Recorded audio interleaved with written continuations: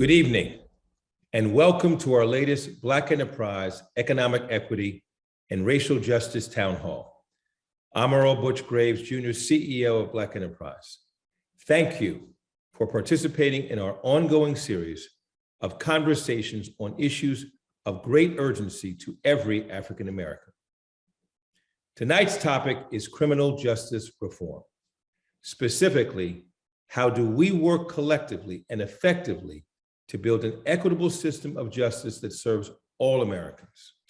It's a vital question because hardly a day passes, barely an hour, without a bracing reminder of how unjust this system can be. This fact becomes apparent when law enforcement claims the life of yet another unarmed African American. In fact, the latest studies have revealed that the rate of fatal police shootings of unarmed Black people in the US is more than 3 times as high as it is among white people. Researchers found in 2020 that the total number of Black, Indigenous, and people of color killed in police shootings hasn't budged in a 5-year period, forcing them to define the problem as no less than a public health emergency. Our outrage comes with the knowledge that decades of institutionalized racism lie behind those casualties. Of course, race and criminal justice issues go much deeper than instances of police misconduct. The generation of anti-crime legislation has led to the mass incarceration of Black people, with thousands serving outrageous sentences for minor offenses. Racially biased disciplinary actions and practices in our nation's public schools have forced Black youth into the criminal justice system, derailing too many young lives as they reach puberty. And then there's the matter of the formerly incarcerated. Systemic inequality follows this vulnerable population as they seek to re-enter society. Although they are no longer locked up, many of them are among those who are now locked out of job prospects and business options due to discrimination, stigma, and other obstacles. Simply put, directly and indirectly, America's criminal justice system has served to disenfranchise Black lives from the cradle to the grave.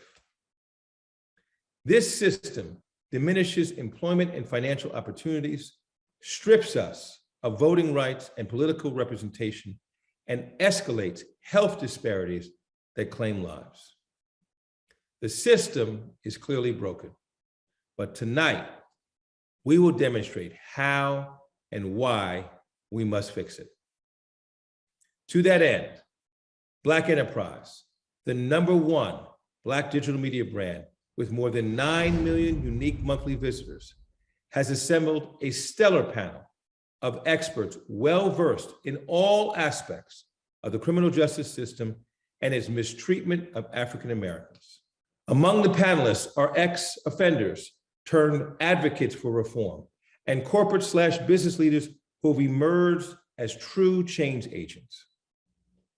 Our town hall speakers include Kendra Brown, Vice President, Public Policy, Federal Affairs for MasterCard; Teresa Hodge, founder of Mission Launch, a venture that helps individuals living with criminal records by expanding access to financial education and inclusive entrepreneurship; Sarah Kay, Vice President, Inclusive Solutions for Prudential Financial; and Desmond Meade, Executive Director, Florida Rights Restoration Coalition, a grassroots organization committed to ending discrimination against people with conviction.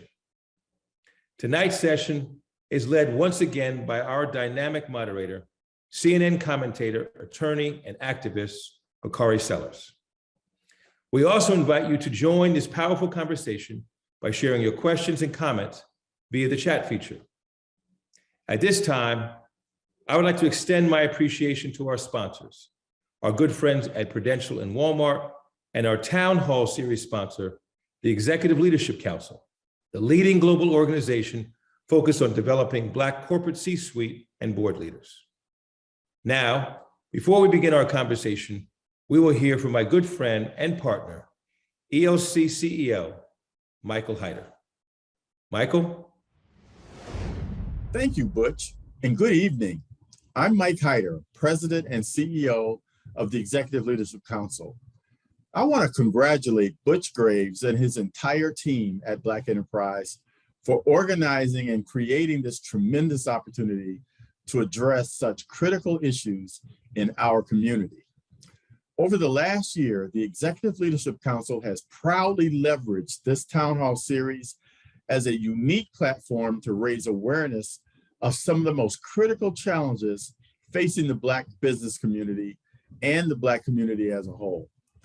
These aren't just hot topics or circumstances we're just finding ourselves in today. They are systemic and have only been exacerbated in recent years. Tonight's topic is no different. One of the ways our community can create a more equitable justice system is through sustainable criminal justice reform at scale. For the ELC, this is a timely discussion as we are underscoring our commitment to elevating our voice around fundamental American rights.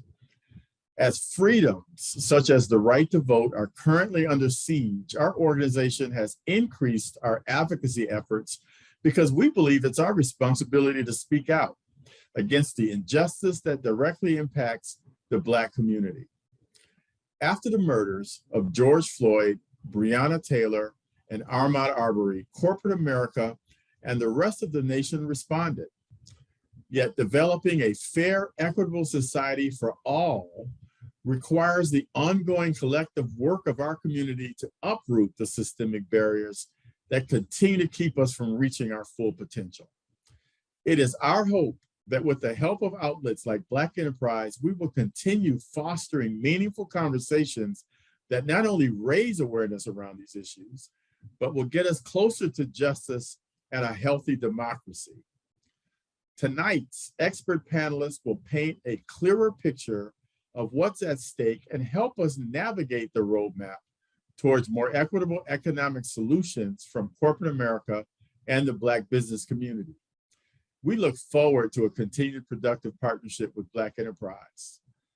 Without further ado, I'd like to turn it over to Bakari Sellers, New York Times bestselling author and CNN political commentator, our moderator of tonight's panel entitled Criminal Justice Reform, Developing a Fair and Equitable System for All. Thank you. Good evening. My name is Bakari Sellers. I am a CNN political commentator, New York Times bestselling author. I think my best jobs, however, are husband and father. But today I get to join you in a different role. Today I am a moderator for the series of Black Enterprise Town Halls, where today we're discussing along the lines of economic equity and racial justice, a topic that's very near and dear to my heart. It's something that's been on the front burner for a very long period of time. Criminal justice reform, developing a fair and equitable system for all for a very long period of time, particularly since the deaths of Breonna Taylor, Ahmaud Arbery, and George Floyd. We've been having this conversation about criminal justice reform, and many people just use it interchangeably and don't really know even what it is. But today we're going to dig deep on criminal justice reform.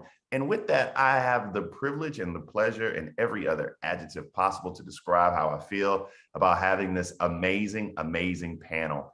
With us, I have Kendra Brown, who's the Vice President for Public Policy for Federal Affairs at MasterCard. I have Teresa Hodge, who's the founder of Mission Launch, and Sarah Kay, who's the Vice President of Inclusive Solutions at Prudential Financial. And my brother is like my brother from another mother down in Florida. We don't hold that against him, but the Executive Director of the Florida Rights Restoration Coalition. So today we're going to break this up into almost 2 segments, but you won't be able to tell they're 2 segments. It's going to be decently fluid. We're going to talk about the current state of criminal justice reform. We're going to talk about those things, those words that you hear, such as mass incarceration. We're going to talk about police brutality and misconduct. We'll talk about those things kind of on the front end of the conversation. On the back end of the conversation, We'll talk about a portion of this discussion that oftentimes gets left out. That means we're going to talk about returning citizens. And yes, that's what I call them. We'll see what Teresa and Sarah and Desmond and everyone else calls them, but returning citizens and their reintegration into society, making sure that they too have access to the American dream. So we'll try to get all of this in to 75 minutes. I'll do my best Don Lemon impersonation, and we'll see if we can actually get that done today. So with that being said, Sarah, I want to start with you, kind of from a 50,000-foot view. And this question is for all of you all, but we'll start with Sarah, then goes to Teresa, Kendra, and Desmond. From a 50,000-foot view, tell me, post George Floyd, where are we when we're talking about criminal justice reform, specifically talking about issues such as police brutality and mass incarceration? Where are we and where do we need to go? Thank you. It's my pleasure to be joining this panel. And I appreciate the first question, which, I think we are at a pivotal moment where I think we're at a crossroads, where I think over the last 2 years, with all the murders of all the individuals that you mentioned, the country has overall, so many people have been working on this issue for many, many years, but I think overall the national awareness and attention has gone to all of the things you've mentioned about mass incarceration, police brutality, the ways that we need to rethink about police reform, thinking about the ways that communities are working with police departments to really think about how do we make sure that we're looking at the person as a whole, not for what they look like or, the potential crime that they're assumed to be doing, or thinking about, what's the future potential of these individuals? And so providing a comprehensive set of resources for that individual. So I think the nation is just waking up to a wide variety of issues. There's over 2 million people who are currently incarcerated. There's over 70 million people who have previous records of some way, shape, or form. These individuals are members of our society. And how do we make sure that they are being set up for success, that they are being returning to society to be able to live out their fullest potential, but also in the pre-side of thinking about what are the solutions and what are the ways that we are working within our communities to make sure this type of incarceration doesn't increase, that the racial bias that does exist in policing is decreased over time as well too, and that the community understands what are the different ways, whether it's the private sector, the public sector, just residents of individual communities, what can they contribute to help decrease all of these kind of issues and symptoms that we are seeing? Great answer. Teresa? Yeah, well, first of all, thank you, Bakari. Thank you, Black Enterprise, for hosting this very important conversation. For me, I double down on everything that Sarah said. And I think I would add to it that we've been, as a country, I feel like all over the place. We have, it's just been a very chaotic time. For a lot of people, they woke up to the fact that America has 1 in 3 of its citizens who has an arrest or conviction record. And they are just even devastated by that as a fact. Today, what I'm really excited about is it feels like we are trying to get down to what are the right solutions, which is why this conversation is so important. Because what we know is if a person comes in contact with the criminal legal system, that their lives are impacted. It's almost like incarceration is the family business. That if your family member, mother or father goes to prison as a child, you are likely to go to prison also. So we have a unique opportunity to really talk about equity, equality, and what does it look like? And how do we maybe even provide an unfair advantage to the men and women who've been impacted by the legal system so that they can participate in this American dream? For me, I speak from my personal experience. I served a 70-month federal prison sentence as a first-time white-collar violent person. And I only say that because it was a hefty sentence. And what I also learned during that time period was the color of your skin determines the outcome of your sentence. And so today, I'm just on a mission, like my friend Desmond, to just make sure that going to prison, coming in contact with our criminal legal system doesn't ruin your life for the rest of your life, and that you and your family have a chance to participate in economic opportunities. Kendra? Great, thank you. And I agree with Sarah and also with Teresa. And thank you, Bakari, for moderating today. And thank you for Black Enterprise for hosting this conversation.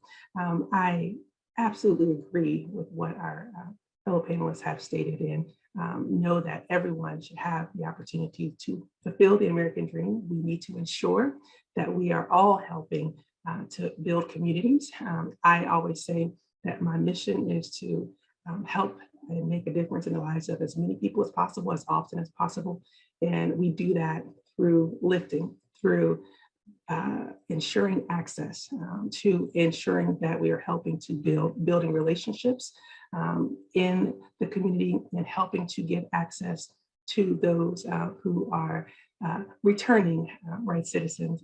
So I know that at MasterCard, we have so many different ways that we are helping in that process, and look forward to sharing ways that we are doing that. I appreciate my background as being a former policy director of the Congressional Black Caucus and working with so many members of Congress, working with folks in the administration and working with a lot of advocacy groups on this exact topic and how we help to strengthen the criminal justice system so that we can have those wraparound services for those who want to and are pursuing the American dream.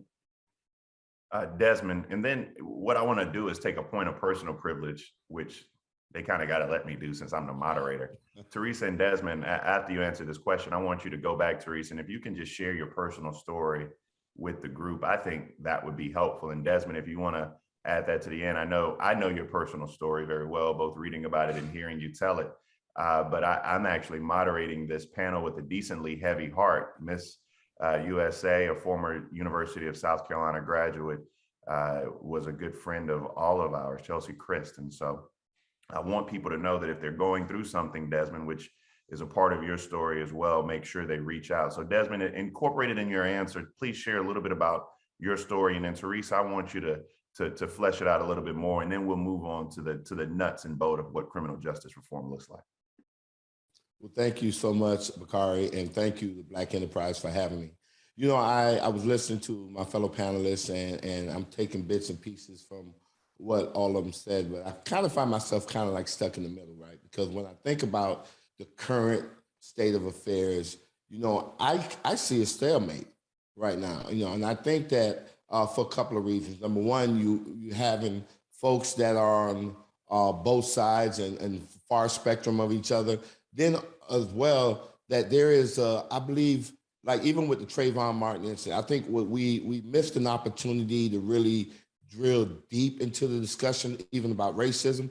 The same situation we have right now with mass incarceration, that we can touch on some of the surface issues, but I think that we have an opportunity to drill deeper and really just talk about this narrative that is driving, right, not only mass incarceration, but the treatment of people other than white Americans, right? And I think that if we could find some type of way to come to some type of space to where people are able to speak with each other, a lot more will be accomplished. But right now you have people on one end of the spectrum and then folks on the other end, and no one is really talking with each other, but they're rather speaking at each other. And we're going to continue to see this divide, and it might even get greater because I feel that we have politicians involved, and anytime politicians are involved, this country gets divided. Wait, chill out, Desmond. You know, some of us, I'm retired, but we do our very best. Well, you know, there are some that do, but right now, when we really look at reality, because here's the deal. You have politicians that are even driving a conversation about violent and nonviolent, right? Not even really stopping to think about that reality of that conversation doesn't make any sense, because 95% of people who are incarcerated will be released back into our community, whether they committed a serious offense or not. And it's incumbent upon us as a community to make sure that we remove any obstacles so they can successfully reintegrate back into the community. Common sense tells us that it's in our best interest to do so, but yet we have politicians that drive a narrative that say that we have to treat people who have more serious offenses more harshly after they've served their time. Teresa, Desmond, if you can take a moment right here and just tell us a little bit about who you are and what makes you tick and some of the reasons why you found yourself doing this work. Teresa, go ahead and start. Yeah, so for me, I went to prison really late in life. I went to prison when I was 44 years old. My father was military, so I traveled the country, had a career, quite frankly. And the company that I co-founded, it was Black Entrepreneurs, was investigated. And when the company was investigated, I originally won what was my state case. It was repackaged as a federal case. What I did not know is that if the federal government indicts you, you have about a 96% chance that you are going to go to prison. I was naive, the first one in my family to come in contact with the legal system. And so I went to prison to defend my company and myself, and we lost. And in the end, I was originally given an 87-month federal prison sentence, 7 years, 3 months. I was devastated at the time. It felt like a life sentence. When I got there and I met women who had been serving 15 and 20 years, I realized, I needed to get over myself because there were a lot of people who were doing a lot of time. And it was while I was incarcerated that I became knowledgeable of the system. And so I had a long time in prison to really understand all the reasons and all the paths that people come to prison and all the reasons and ways that people come back. But something interesting happened while I was there. A lot of women who left prison came back. And many times they did it over and over while I was still sitting there and I couldn't understand. And what I realized was going to prison is actually relatively easy. Going home and staying home is what's challenging. And that's because we've made it where if you've made a mistake, and if we're mad at you, we are going to incarcerate you. And if we incarcerate you, we are going to lock you out of opportunity, all types of opportunities for the rest of your life. And so for me, it was just that revelation and that understanding that when I left prison with good skill sets, that I just decided I was going to put them to work to highlight the injustices, to bear witness to what I saw, and to provide opportunities as best as I could. And so my work is really centered around helping people who turn to entrepreneurship. Because if someone's not going to hire you, you still need to work. And if someone's not going to hire you, what we know is that if a person with a record starts a business, and if they're successful, they are going to hire other people with records. And so for me, I'm just, really deep into the solution part of this. We're going to get to the solution part in a minute. Desmond, tell me your story. Bakari, in 2005, I found myself standing in front of railroad tracks, waiting on a train to come so I can jump in front of it. That day, as I stood there, I was a broken man. I was at the lowest point in my life. I was hooked on crack cocaine. I was unemployed. I was recently released from prison. I didn't own anything but the clothes on my back. And I knew that my parents didn't raise me to be in that position, but there I was. And I stood there and I waited for that train to come. But by the grace of God, that train didn't show up. And I ended up crossing those tracks and I walked a few blocks further and checked myself into drug treatment. After completing inpatient treatment, I moved into a homeless shelter again. And while staying at the homeless shelter, in the effort to keep from relapsing, because I've been experiencing that vicious cycle of drug addiction for quite a number of years, I decided to enroll in one of the local colleges, Miami-Dade College, and I did extremely well, ended up graduating at the top of my class, and my professors encouraged me to continue pursuing my education, and which I did. And I pursued a bachelor's degree in public safety management with a concentration in criminal justice. And eventually I was accepted into law school. And in May of 2014, I graduated with a Juris Doctorate degree. Along the way, I experienced a transformation that began when I was in drug treatment. And eventually I ended up becoming the executive director of Florida Rights Restoration Coalition, and really focused heavily on removing that lifetime ban that at one point Florida had along with 3 other states. And in November of 2018, I was able to successfully lead an effort to reenfranchise 1.4 million people with previous felony convictions in Florida. And we won't tell, that's actually great work. That's great activism. And we won't tell you that after he did that, they went back and tried to make all these folks pay their fines and stuff so they couldn't vote anyway. But we get to that.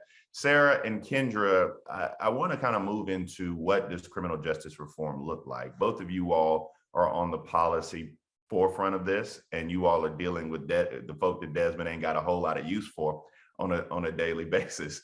But can we talk about what in your eyes you see is not the impediments per se. We don't want to deal with those. I think we all know what those impediments are, but talk about what criminal justice reform actually looks like tangibly. What are some of the policies or some of the changes that we can see? And then I want to go to Teresa and Desmond to bring up the rear in this conversation. Kendra, we'll start with you. Sure, thank you. One thing that I will share as the former national chair of the National Black Law Students Association, where I had the opportunity to be with Chesley and to see Chesley Chris become the amazing attorney that she did become. Our hearts and prayers are with her family and all who know and loved her. This has been a very, very difficult time for all who loved her. So I want to say that first, and our hearts are with them.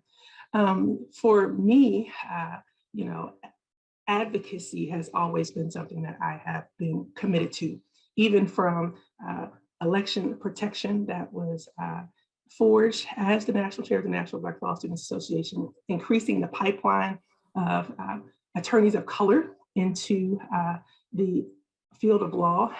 And what that means for the criminal justice system is that we have many different ways that the criminal justice system can be impacted in ensuring that the prosecutors, right, who are in the courtroom, who are bringing the charges, right, have the perspective, right, of the communities across the country, in ensuring that there is proper training for law enforcement, that there are grants for training for law enforcement, that the sentencing guidelines are what they need to be, right, that they are reformed, and that there is parity in sentencing and sentencing guidelines, ensuring that across the entire criminal justice system, there are judges, right, who are fair judges, right? And so I think that you have to look at the criminal justice system from many different angles, from many different lenses. The appointees, right, who serve, right, to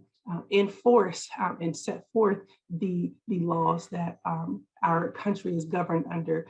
There are many different ways to look at how criminal justice reform is set forth in our entire functioning of our justice system. So we look at the pipeline, we look at how the laws are set forth, we look at how the guidance is set forth from the agencies, right?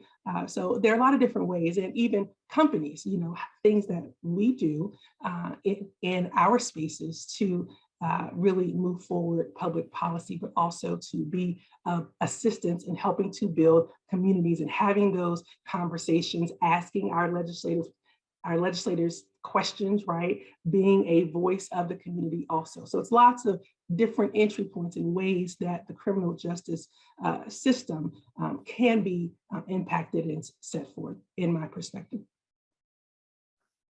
That's a great answer. I'm sorry, that was a great answer, Kendra. Sarah. Sorry about that. Yes, I double click everything that Kendra just repeated, but a couple of things that we think about from our perspective is how programs and policies work together. And oftentimes we'll support or catalyze new initiatives that will help inform policymakers about new policies that can happen. And so I'll use the example of our headquarters cities, Newark, New Jersey.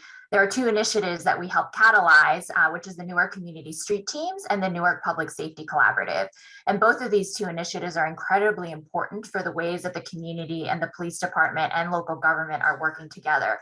So the Newark Public Safety Collaborative brings together 40 stakeholders across local government, nonprofit organizations, corporations. Our global security team, including other corporations, sit at that table to really think about what are the evidence-based solutions? What is the data that we can share with each other? So even something simple as we knew in a particular neighborhood, there was a lot of car theft happening. So they went deep into that data to say what's causing that. And part of it was that a lot of people were leaving their car idling. There weren't a lot of street lamps on that one particular neighborhood. So really creating that open access to data was incredibly important. And then also having community-based organizations at the table to offer their suggestions, to offer their solutions is also really important to make sure that everybody's talking about the problem as a whole. And that led to the creation of Mayor Baraka creating the Center for the Department of Violence Prevention and Healing Trauma. And we have the City Council just recently directed $11.2 million to set up that department within the local government. So that's an example again of how a program influenced a policy decision. The Newark Community Street Team, it's a model that is exemplary across multiple cities, but that's where community members are actually walking the streets of Newark, going to hospitals when violent crimes are committed to really help mitigate the aftermath of what may happen afterwards. They also create safe passages. They create areas and corridors where they have community members who are either returning citizens or just local residents across that neighborhood to make sure that students get safely to schools when we know that there's high crime that's happening in that particular neighborhood. And that's a really great example of how all the protests after the murder of George Floyd, it was very peaceful in the city of Newark because the community had already started building that trust and that relationship with the police department, and they were engaged in making sure that they were having discussions. And in 2020, no police officer fired their gun as a result of a lot of these efforts. And so these are the ways where we see the connection between making sure that people are testing solutions. Not everything is going to work, right? We're seeing what's going out there. We're seeing what the data analytics are, but we fully believe in data transparency, in community relationships, and really thinking about public safety as a whole and not just through the policing lens. Well, hot damn, Teresa, police don't have to fire their guns. I'm learning something every panel. Look at that. Sarah dropping us with the knowledge. I appreciate that, Sarah, and the concrete way that you actually test a lot of these things, because our next question, we'll get to that. But Teresa, what actually are some tangible things, policy points that we can make when we're talking about criminal justice reform? Yeah, so, Sarah double clicked on Kendra, so I'm going to triple click there and then I'll double click on Sarah. But also, I think one of the things that's really important is protecting the rights of individuals who have arrest or conviction records. And one of the ways that we can do that is by protecting the fact that people who have arrest or conviction records are protected according to the Fair Credit and Reporting Act. It is just a consumer report, similar to our credit report. All of the protections that are in place to protect our credit can be in place to protect us, those of us who have records, if the government is willing to do so.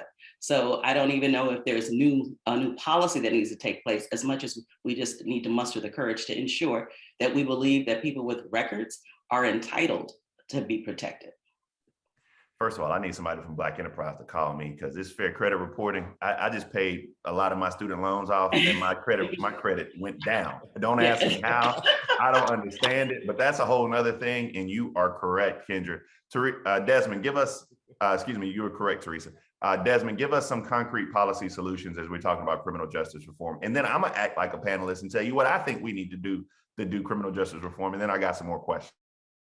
Well, thank you so much for that question. And I think my colleague, Teresa, she kind of hit a nail on the head with that credit report. But, when I think about some concrete policies, I think about reporting requirements for all police agencies, right? So even when we went through the spat where we were analyzing the amount of the number of police shootings across the country, what a lot of folks didn't even realize, when we were saying a Black person was shot every so many hours, I think it was like 28 hours, that was only a small sample of police departments throughout the country, right? And so I think that, federally, that we can attach the monies that the state governments get from the federal up through the burn grant, and ensure that every police agency is reporting not once or twice every 5 years, but every single year they need to report their encounters, so there'll be more transparency there.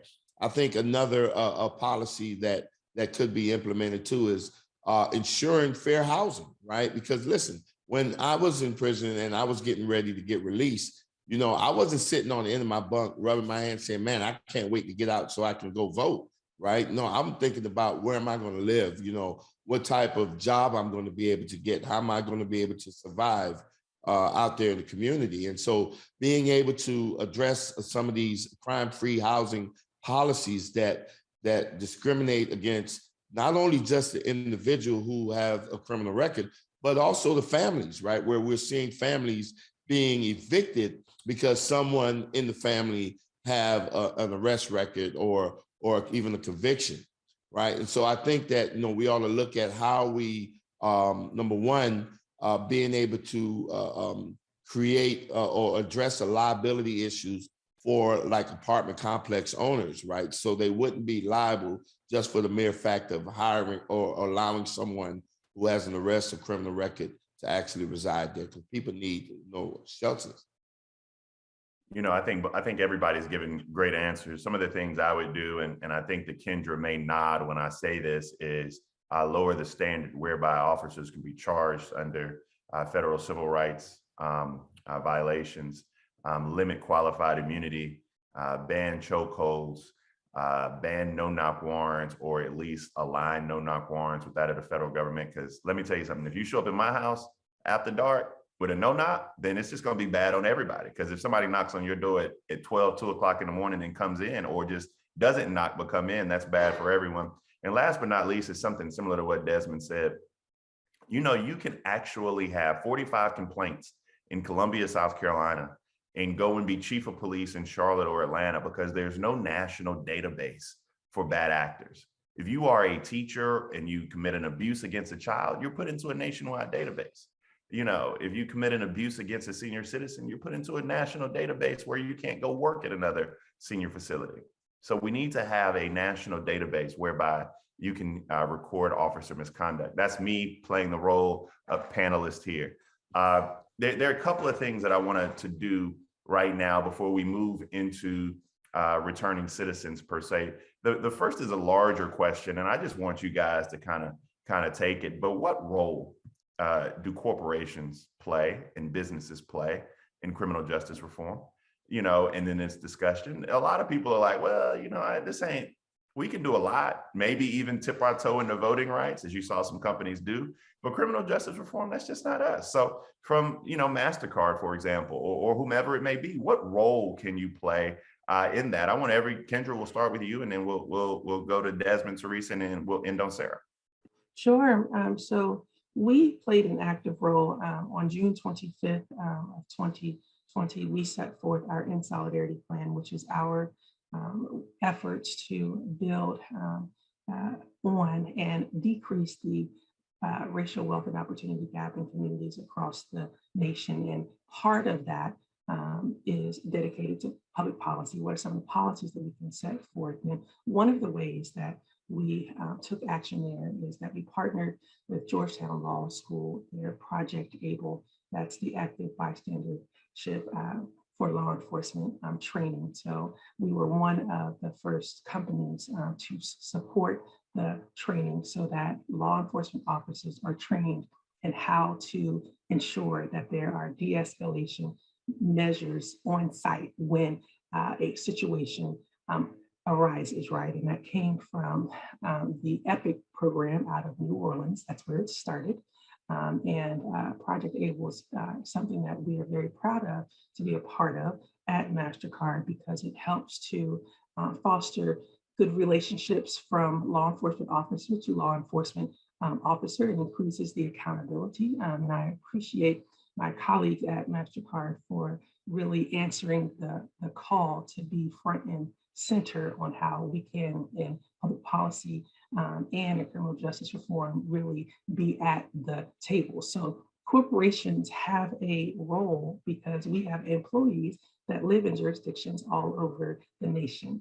And so that is why we have a role in this topic. We are here to help communities at MasterCard. We say always that we do well, are doing good. So we need to ensure that we are doing good in communities across our nation and really answering the call. That's my life motto, Kendra. I always tell folk, man, look, you need to dedicate yourself to doing well and doing good. Right. Sarah, what role can these, I came to you last, Desmond, sorry, yeah, I forgot my own order. That's why I need a producer in my ear. Desmond, tell us what role can these C-suite individuals play? So same with you, Teresa, and then we'll go to Sarah. I remember when I was released from prison, and I remember trying to get a job at Denny's, right? And the corporation, whenever I applied to a corporate store, I would always never even make it to an interview because you had to go through this automated system, and they would ask you if you ever been arrested or convicted, and the minute you answer yes, you get kicked out of the system. fact, I had to go to a franchisee where I was able to meet the general manager or the owner and face to face and convince them to give me an opportunity for a job. And so that was my initial experience with corporate America and how, corporate America, they're so automated that they don't see my humanity. They don't see the potential. They didn't give me an opportunity because I had to check a box. Today I can say that I'm more encouraged by corporate America's involvement. I've seen the work that they're doing with organizations such as Responsible Business Initiative or even the Clean Slate Initiative, in which corporate America is coming together and saying, listen, that people with a history must be given an opportunity, a fair opportunity to be able to be employed, seeing the benefit of it. But in addition to corporate America, I think that union between corporate America and local chambers of commerce, right, allows for an expansion of thinking, right? Because once again, I go back to that narrative where, originally you're thinking, okay, a person with a felony conviction, we don't want that person working for us because that person is dangerous. That person is a criminal. But the reality was that people who've had some type of interaction with law enforcement turn out to be some of the best workers, right? And the most dedicated workers, and brings a value to a company or a corporation. And so to see that there is that shift in how people are thinking about us and talking about us, I think is very encouraging. And I think that corporate America can and will continue to play a huge role, even in democracy issues as well. Yeah, I add to everything that Desmond said, and I applaud corporations like MasterCard, like Prudential, who are putting their values out there. I think we're living in a time where people want to know, what does a corporation stand for and what they're willing to do. But I also think, as young folks say, they got to bring their receipts. It's been a while since the George Floyd murder, and it's been a while since corporations have stated, and made, billions of dollars of pledges. And so it's time for them to bring the receipts of where and how are they deploying their capital, and how does that align with the values, and how does that align with equity for all Americans, to include those who have arrest or conviction records. And so I also believe that as a stakeholder, corporations are really critical to playing a role in us normalizing the fact that 1 in 3 Americans have an arrest or conviction record. We spend so much time kind of othering a third of our country, and we have to stop doing that. There are so many crises that are, that we're dealing with today, and the only way that this country works well is if everyone has an opportunity to work. I agree with Desmond that, what happened to him with Denny's, and he was able to persist only because he knew how to advocate for himself at that point. Corporations have to update their outdated policies so that Desmond could have just been hired, because the right policies would have been in place. We have to look at using new tools, because new tools exist. There is better data for people who have arrest or conviction records, and Desmond is absolutely right. People who have arrest or conviction records make for the best employees, because quite frankly, they all stay on a job because they do not want to go through that hassle again of being discriminated every time they try to apply for a job. Many corporations will say in secret they hire folks with records, but they won't say it publicly. And if they don't normalize to other corporations, then we're going to continue in this vicious cycle. What we know is 9 out of 10 employers run a criminal background check, 4 out of 5 landlords, 3 out of 5 universities. And when it comes to banks, they do all manner of searching to keep people locked out of opportunity. So I think that corporations have to just do something new. They have to do something different, and they have to engage folks who are directly impacted by mass incarceration to help us help them navigate this process.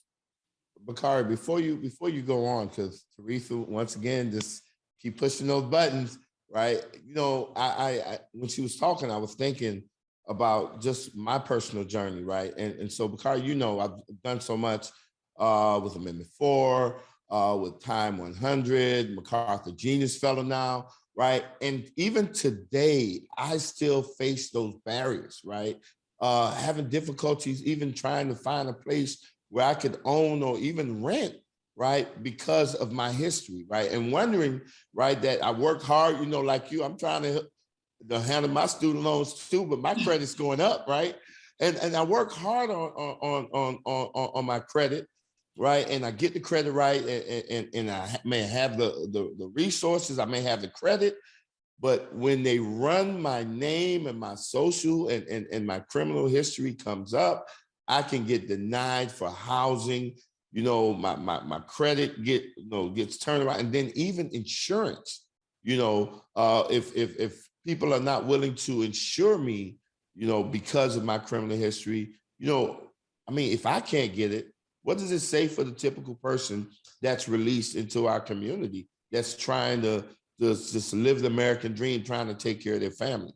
And so this thing is real, right? And it's not some illusory thing that we're making up. But what Teresa is talking about is something that I am personally feeling even today. Sarah.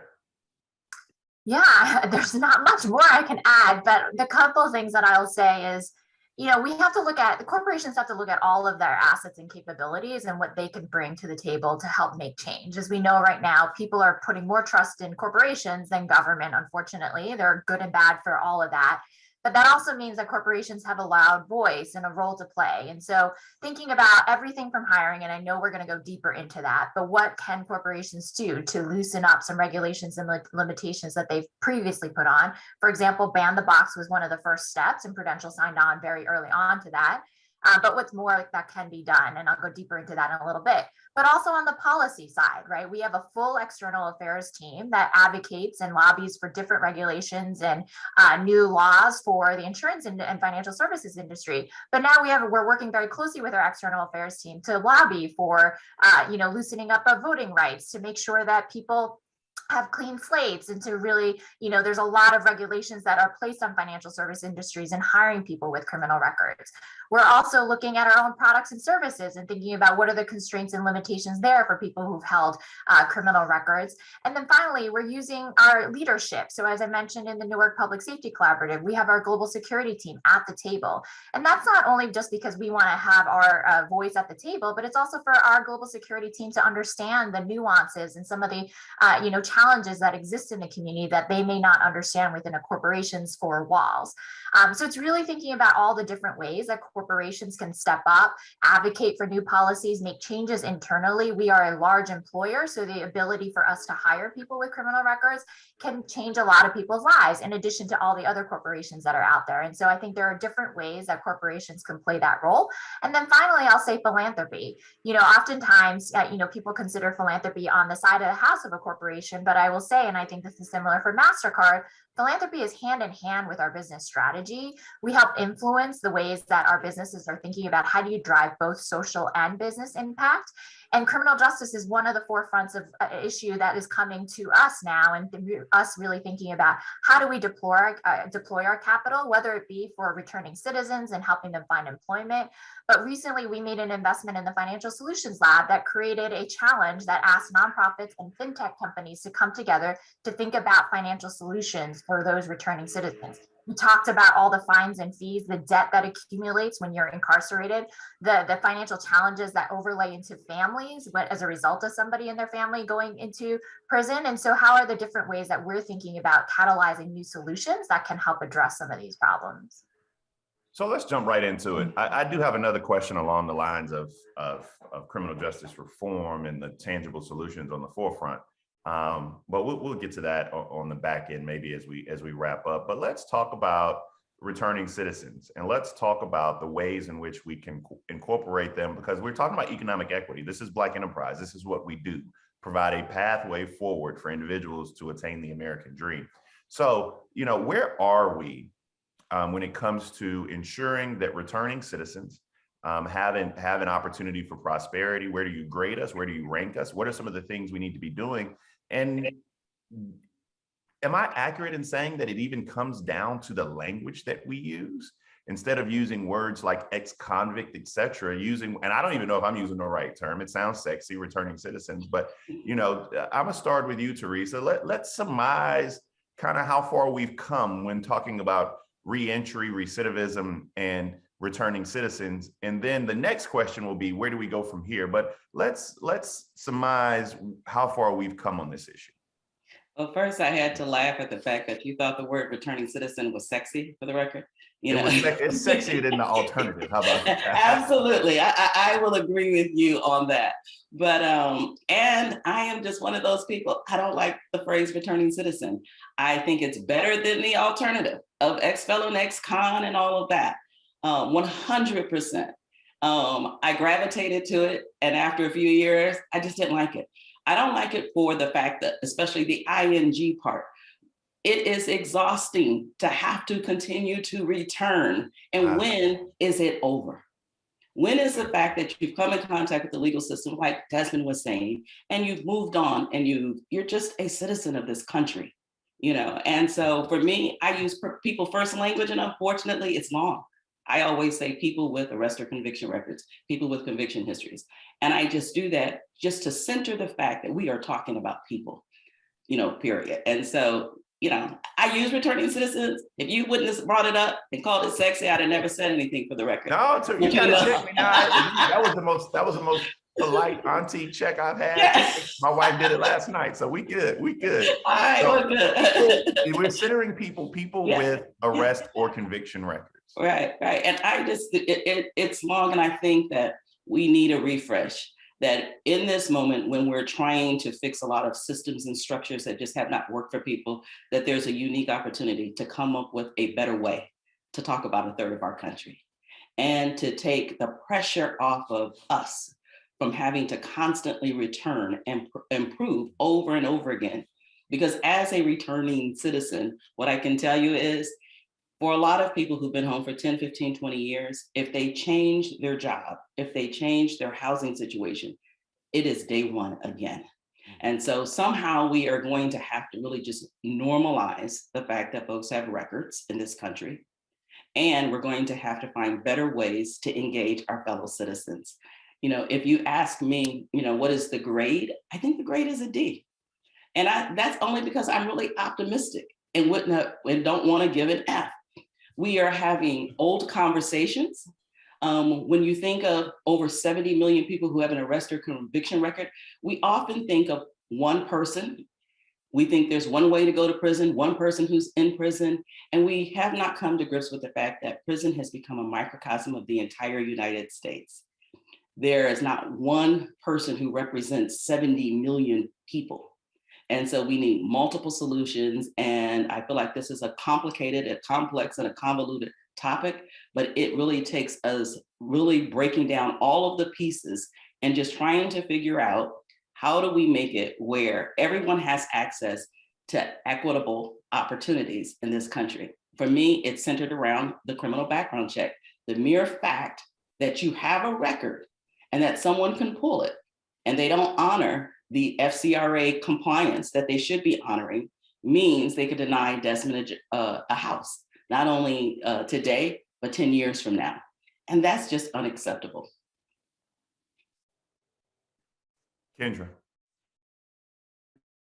Absolutely. So I think that I want to share the Business Roundtable was really helpful in ensuring that companies knew how to really move forward and share best practices on how to ensure that people with arrest or conviction records have the fair access, right? That is something that is a part of the American dream. So in the founding, the Second Chance Business Coalition, MasterCard was one of the founding members in April of 2021. We are grateful to be a part of the Second Chance Business Coalition, working with other companies to share best practices and move policies forward that ensure that we are all accountable to how we can assist in ensuring that individuals have access to opportunities. So that is just one way that I know that MasterCard and many companies have really been at the forefront of ensuring economic opportunity and access. Sarah? Similar to MasterCard, Prudential is also a member of the Second Chance Hiring Business Coalition, but we are actually in the process of designing a second chance hiring program.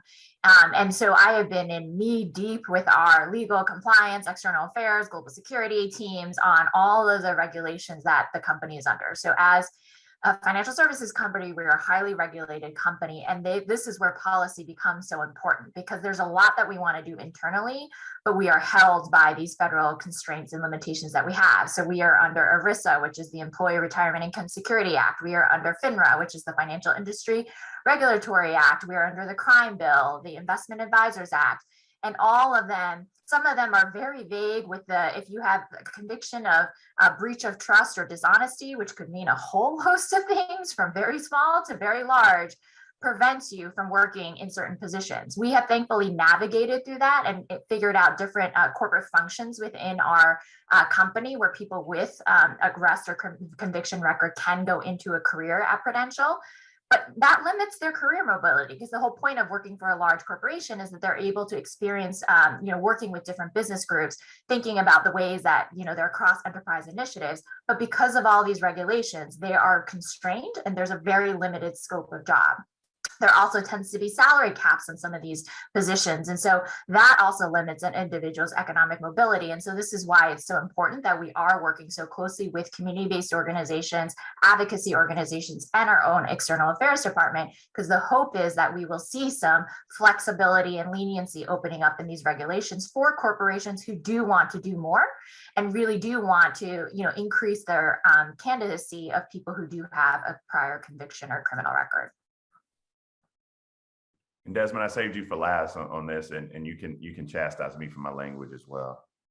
Oh no, I'm not chastising you. I like complicated, right? But no, here's the deal, right? In the book, African Americans and the Atomic Bomb, it was written by Dr. Vincent Ntandi, talks about the African Americans' response to the bombing of Hiroshima and Nagasaki. And one of the things in that book that really stuck out to me was how prior to bombing Japan, United States engaged in a massive propaganda campaign, right? I mean, the way how they were even depicting Japanese people, it created this this hysteria. But they did two things in this propaganda campaign. Number one was that they dehumanized the Japanese people. And then while it was doing that simultaneously, they was desensitizing us as to their humanity, right? And they did such an amazing job that when we dropped the bomb and killed thousands of innocent women, children, and men, rather than there be public outrage, it was actually a celebration. Now just think about that for a minute, right? We were celebrating the murder of innocent women, men, and children, right? That is the power of a narrative, right? And that's the same type of narrative or propaganda campaign that the United States have been using since its inception, right? Thinking about how we're even viewed as dangerous, as super predators and criminals, and we put these labels on people. We even put labels on immigrants, right? We are calling them illegal, right? As to dehumanize them and desensitize us. And you see it play out. You talk about the murder of George Floyd. You go back to Michael Brown. You see that every time a person is murdered by police, the first thing that comes up is the fact that they have a criminal record, right? As if their criminal record makes them less deserving of being treated with dignity and respect. And so I'm with Teresa on the fact that, yeah, I wouldn't give a F either, maybe a D or a D plus, right? But knowing that we're having these same conversations and we're going to continue to have them, we're going to continue to pluck the rotten fruit from the tree until we decide to stop everything and dig deeper into the roots, into this narrative that drives this belief that some lives are just less valuable, right, than others. And we have to understand, I believe, just like the adage says that a chain is only as strong as its weakest link. I believe that applies to our community, applies definitely to this country, that we could only be as great as what the weakest among us are able to bear, right? And those groups that have been weakened the most by systems of oppression, systems of discrimination, racism, and a narrative that says that some lives are less valuable than others. And the one group that I believe is most weakened by these systems are people who've been in contact with the criminal justice system, right? People, regular people, and understanding that if we can give them access to democracy, right, it not only benefits them, it benefits all of us. If we can give them access to our economy, right? If I'm able to get a job, if I'm able to buy a home and help stimulate the economy, I'm able to pay my fair share of taxes. That's great for everyone. And then if I could shift the narrative to where some folks don't believe that their safety, right, is tied in to my discomfort, right? Understanding that in order for them to be safe, I have to be put in harm's way, or my life have to be jeopardized. And understanding that we all can come together in the community and we can live without having any one of us to have to suffer or be degraded. I think that that is so key, and eventually I think we'll get there. So look, man, to Teresa and Desmond, imagine you sitting here with Chuck Schumer, Grassley, Graham, Durbin, Leahy, and we just look at you and say, well, we gave you the First Steps Act, you know, tell me what else you want to reduce recidivism and to aid your reentry into society. So first, in answering that question, I want you to be able to tell us what the First Step Act did along those lines, and two, tell us why it didn't go far enough. And I'll let both of you guys chime in on that one. So Desmond, I'm going to let you take this one first. I'm going to let you go first on this one. Yeah. Because well, the First Step Act was something that I kind of supported and not really. I mean, I think any legislation that we put in place that brings even one person home is good legislation. So let's start with that. There are a lot of people who've come home from prison or have had their sentences reduced. And so for that, you know, I applaud. What I would like to see, however, is the advocacy community be allowed to really craft a bill. I think that we have highly capable and qualified individuals who've come in contact with the legal system, who know how to write policy, and who could really look at the pervasive and the systemic nature of what our legal system has done, and really knows how to dig in there, you know. And I'll have to be honest, I'm actually just not one of those people. I stay in my lane in this whole ecosystem. And my lane is around entrepreneurship and equity and inclusion and some of those conversations. But I am a part of advocacy groups that are led by folks like Just Leadership USA, under the leadership of Deanna Hoskins, you know, out and on the West Coast, the all of them or none of them organizations, and folks like Desmond Meade who really work policy. And so I do the work I do because they are like so capable and are like killing it on the work that they're doing over there. So Desmond, I am actually punting this question to you. well, I know we're revisiting the First Step Act again. Bakari knows how I feel about politicians anyhow, right? Because I have yet to see it in the past, I would say 25, 30 years of politicians coming together to do something that's for the extreme benefit of the people, right? And not for themselves. Here's the thing. I think that when you talk about who was impacted by the First Step Act, you got to understand that was mainly geared towards the federal system, right? The Bureau of Federal Prisons, which make up but a very tiny percentage, right, of the population that's incarcerated in our state prisons and jails throughout this country. And so I believe that, you know, if you're talking about the government trying to do some things, right, to improve people's lives, then they have to be as expansive as possible. They have to make sure that they're touching every sector of this country. Just like with the John Lewis Act and around voting rights, right? If you're going to work on something, man, you're supposed to make it more inclusive, right? You shouldn't be cutting people like me out of this, right? And so I'm not thoroughly impressed by something that you put a fancy title to right? Because I remember the last time they put something, a fancy title to something like Stand Your Ground, right? Or No Child Left Behind, that at the end of the day, that my people was left to suffer some atrocities that we're still suffering even to this day. And so I think that, you know, you talk about the First Step Act, maybe it's a feint, right? It was one of those crossovers that Chris Paul used to do, really fake this out, because there was much more, I believe, that could be done. Sarah and Kendra, along the lines of banning the box, along the lines of voting rights, what are some of the things that corporations can do when it comes to improving the plight of those individuals who are returning or people who have arrest or conviction records? You see that, Teresa? I learned it. You know, ain't no lessons learned. I appreciate it. I appreciate it. So I can start. I know that for us, there are a number of things that we are doing in our New York City Tech Hub. We are working with the Friends and Family and Wrongfully Convicted to bring courses to individuals who voluntarily sign up relative to financial literacy and education. And also we're working with Justice Through Code at the Columbia University Center for Justice to have skill development and training for those who would like to gain access and opportunity in the technical field. And so there are a lot of different ways that companies and entities can work collaboratively to bring opportunity. And I think that that is the key word here that we are talking about, is access to opportunity.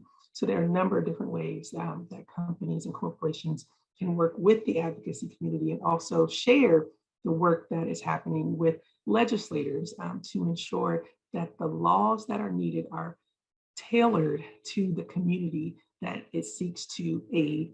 As Desmond said, I know that there are a number of bills that have been passed. I think ensuring that they are tailored to the communities that need, the laws and access to opportunity the most. I think that there is much work that can be done.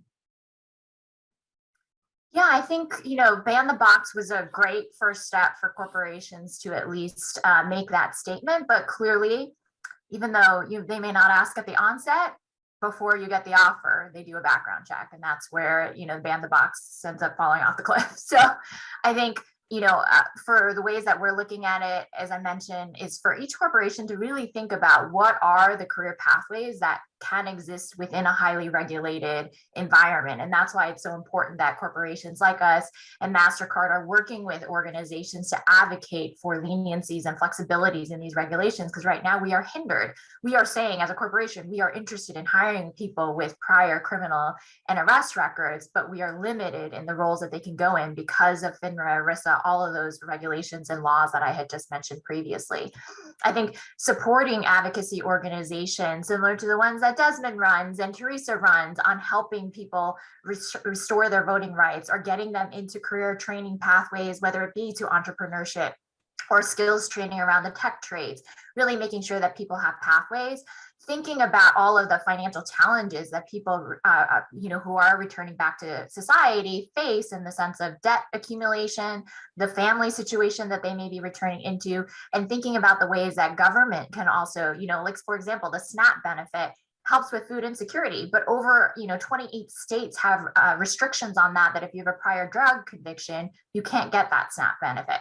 So what are the ways that we can think together across multiple stakeholders to really push forward new regulations, new laws, and to really think about the ways that it impacts hiring, because hiring has that multiplier effect, right? If we can help one person with, obtaining a stable income and then ultimately accessing benefits, the ripple effect that it'll have on their families and communities will be long lasting beyond that just one hire.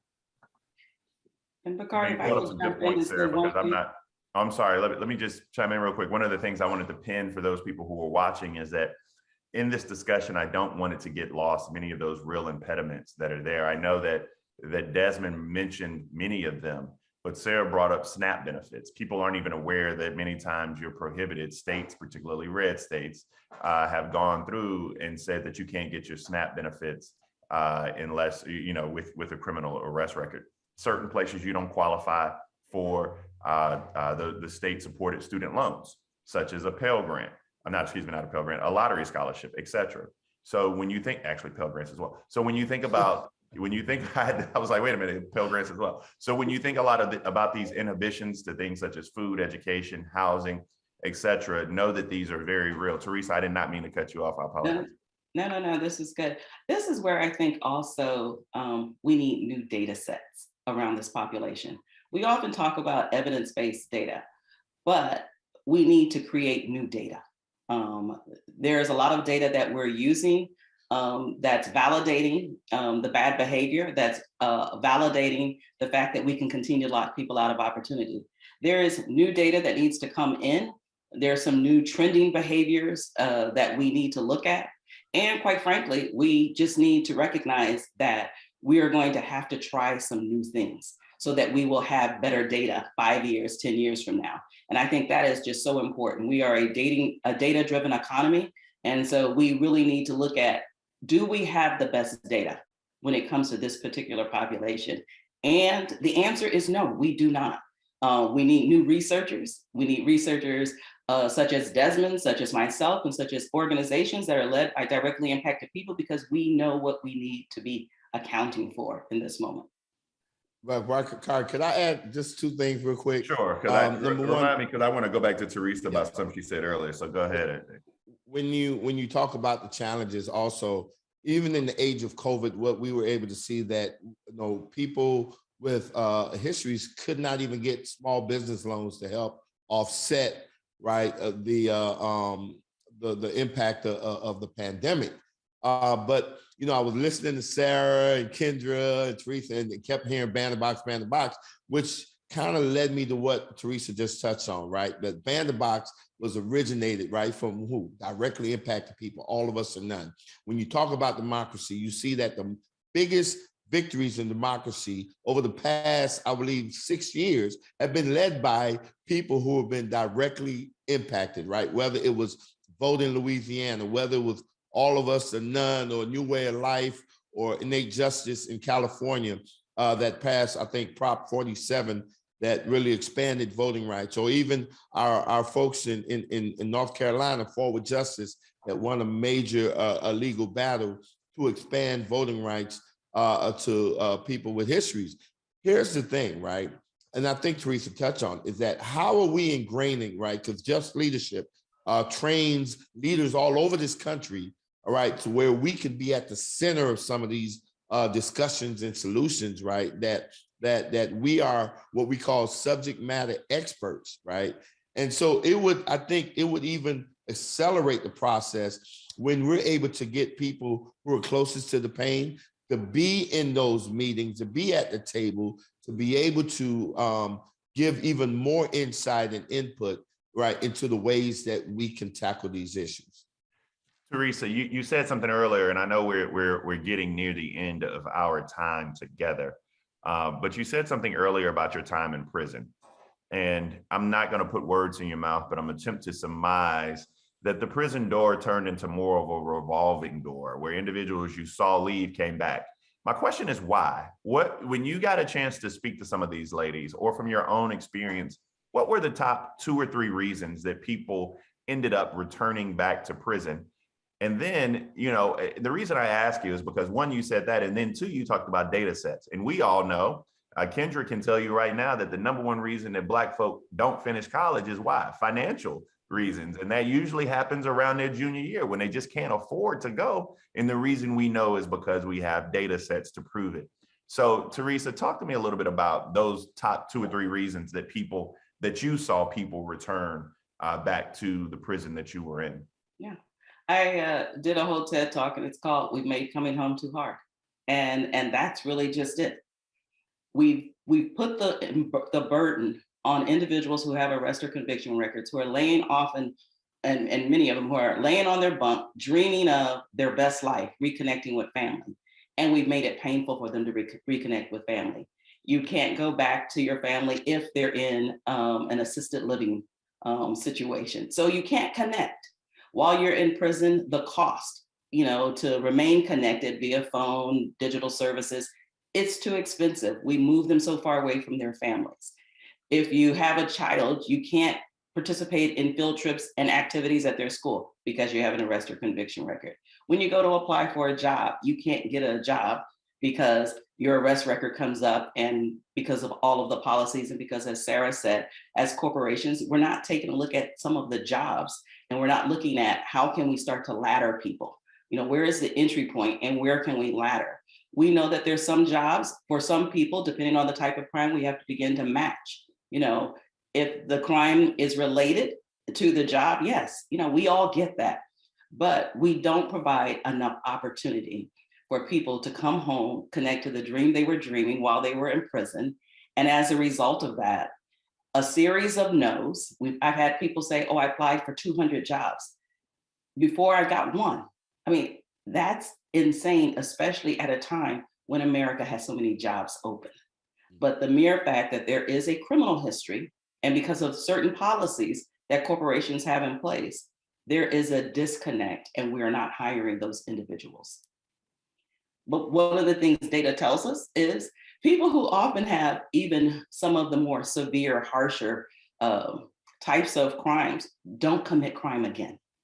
As a matter of fact, a person who's been home from prison for over 10 years is less likely to go back to prison. What that means is crimes committed by people who don't have criminal histories at that point. And so that's data that we need to bring in. So there's a data desert when it comes to this particular population. And some of the new research that needs to come out, it has to come from people who are directly impacted, because we know the research that's missing. And we know that if we can get this data in, and if we can get academia to be a part of that 5 years, 10 years from now, we won't be talking about ban the box. We won't be talking about voting rights. We'll be having a different conversation. And that's how we're going to get, a forward movement in this population for a third of our country. So guys, I want to wrap up on this question. And it's a messaging question, because I think one of the things that Desmond brought out, and one of the things that my corporate partners on this from Prudential and MasterCard have cut through, is the fact that the messaging around this sucks. But I can tell you that Kendra and Sarah both were really clear in the roles that they play, should play, and other corporations can follow suit. So I think this question will serve all of us extremely well. When you hear words like defund the police, and people go off on these tangents, right? First of all, my mama don't want us to defund the police. She just want better police. She want the police to show up. She just want better police, right? So you hear words like defund the police, and then you have people talk about, well, what about black on black crime in Chicago, right? Because that always comes up, particularly on CNN when I'm debating. And then you have people say, well, we're already there, because look at Ahmaud Arbery's killers. Look at Dante Wright's killer. Look at Derek Chauvin. We're already there. So you have all of this cluster. What is the message we should be pushing out about how we can reform our criminal justice system, and why this is good for the country, because it will help us build our economy for not just the top half, but all of us. And as Desmond said, we're only as good as the least of us. So we'll end with that question. We'll start with Desmond, then go to Teresa, and I'm gonna have Sarah and Kendra finish. Bakari, I think the answer is to me is very simple, that, a rising tide will lift all boats, and so I think that it is necessary that we empower those that have been most weakened by these various systems, and understanding that in empowering them, we're empowering ourselves. At the end of the day, we could only go as far, right, as the least among us. And so that is my message. And understanding that, I dream for that day when a person like me is just a citizen. I don't have to put any other identifier, whether it's a returning citizen or whether it's a citizen with a history. I'm just somebody's son. I'm somebody's uncle, somebody's father. I'm just regular people, just like everybody else. who just happened to make a mistake. But that does not diminish my humanity, and know that my humanity is intimately tied to yours as well. Teresa? I agree with everything that Desmond said. I started off by saying, you know, I am a military brat. My father served 21 years in this country. I believe in America and I believe in the American dream. And I think when we make that dream accessible for all of us, we do better.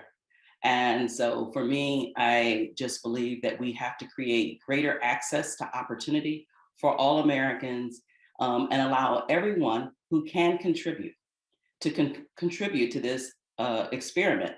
And if we do that, then America will still continue to be a great nation, because a great nations take care of all of their citizens. Sarah?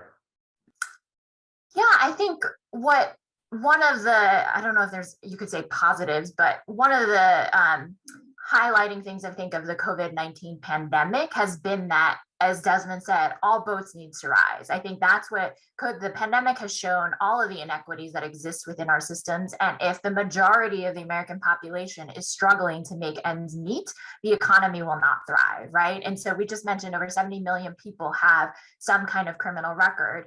And if we are preventing those people from realizing their own full potential and actively participating in our economy, we are losing out on being a thriving nation and helping others thrive and see their full potential. And so I think from our perspective, you know, it's thinking about, you know, when celebrities make a mistake or a banker has a SEC violation, when they turn around and make a comeback, everybody celebrates that. So everybody makes mistakes. And so why do we place this huge bias and you know, limitations and constraints on one particular population, and understand that everybody has the ability to make a comeback and to be thriving and providing back into society and in the economy. Kendra? So one of the volunteer roles that I hold is that I'm the Maryland State Advisory Committee Chair of the U.S. Commission on Civil Rights. And I say that to say that there are a lot of different ways that we can all impact the criminal justice system from where we are. A company, an advocacy organization, the U.S. Commission on Civil Rights, right? Folks in their volunteer capacity. We all want safe communities. We all want law enforcement accountability. We all want to ensure that there are positive relationships in the community between law enforcement and the members of the community. And we have done a lot in America, and we can do this. We can make our system work right for communities, but it takes us all having a role to play in being active and being intentional and ensuring that we are fulfilling our own purpose to effectuate that change. Well, that brings us, Kendra was so dope. All of you all were amazing. That brings us to the end of our panel, Criminal Justice Reform, Developing a Fair and Equitable System for All. Shout out to Black Enterprise for tackling economic equity and racial justice, another town hall that we did in this new virtual setting. The only thing I ask is that we're able to gather together and go out and have drinks afterwards as soon as this virus allows us to be great again. This was a stellar panel, and we were able to discuss and discover new ways to effectively promote second chance employment and entrepreneurship, secure voting rights for ex-offenders, and fully engage corporate America. Shout out to Prudential and MasterCard, as they talked about providing equity and opportunities to those who continue to be among the locked out despite paying their debt to society. I know when you guys closed your eyes, you thought I was Lester Holt, but no, I'm just Bakari Sellers, a CNN political commentator, author, husband, and father. And this was my privilege and pleasure to join you again in moderating another town hall discussion for Black Enterprise. Thank you for joining us again, and good night.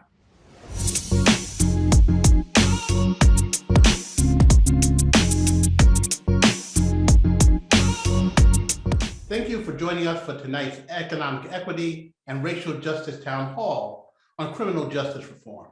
My name is Derek Dingle, Executive Vice President and Chief Content Officer for Black Enterprise.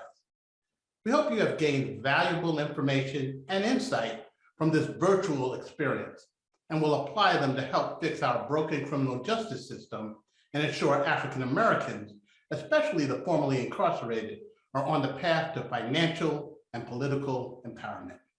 We would like to thank our dynamic moderator, Bakari Sellers, and all our speakers for their impassioned and impactful conversation that will inspire us to take immediate action. We'd also like to extend our deep appreciation to our sponsors, Prudential and Walmart, as well as our partner and Town Hall Series sponsor, the Executive Leadership Council, for their roles in producing tonight's program.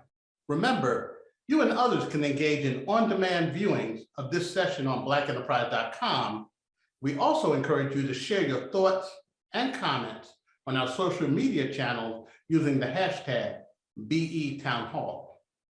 Black Enterprise is the #1 Black digital media brand with more than 9 million monthly unique visitors. And as such, we present content offerings to enhance your business and financial lives.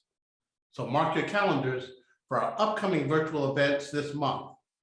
Our Diversity, Equity, and Inclusion Summit on February 17th, and our Real Estate Investing to Build Wealth Summit on February 24th. And in March, for those female professionals seeking executive leadership development, join us for the return of our exciting in-person Women of Power Summit at the Bellagio in Las Vegas from March 24th to 26th. For more information on our events, go to blackenterprise.com/BE events. We learned from tonight's conversation that we all must play a role in reforming the criminal justice system so that it is indeed equitable for all. However, to maximize our impact, we must act now. Thank you for joining us. Have a good night.